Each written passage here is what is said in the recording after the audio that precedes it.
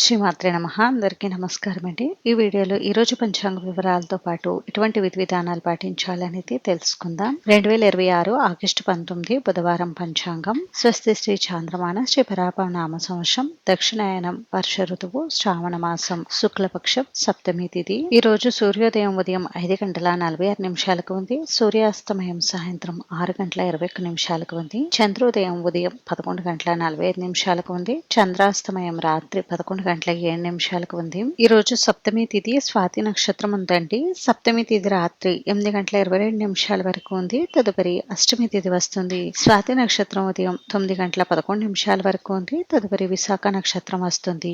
యోగం శుక్లం ఉదయం 6:43 ఉంది.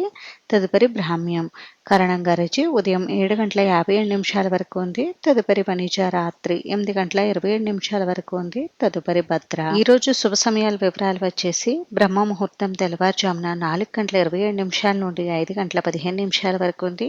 ఈ రోజు అభిజిత్ ముహూర్తం అయితే లేదు. అమృత కాలం రాత్రి 1:32 నుండి 3:16 వరకు ఉంది. శుభ సమయం ఉదయం 9 గంటల నుండి 10 గంటల వరకు ఉంది.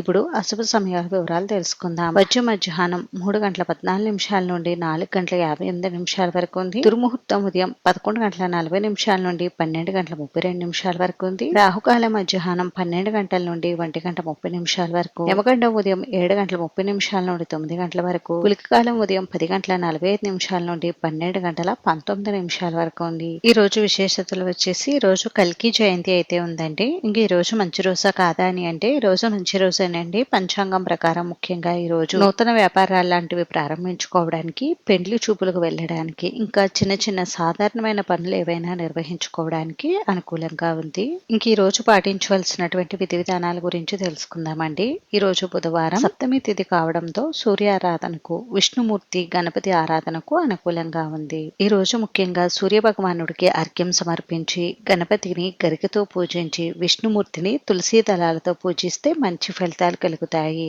అంతేనండి. చూసారు కదా, ఇది ఈ రోజు పంచాంగ వివరాలు అయితే. ఈ వీడియో మీకు నచ్చితే ప్లీజ్ లైక్ చేసి, షేర్ చేసి, సబ్స్క్రైబ్ చేసుకోండి.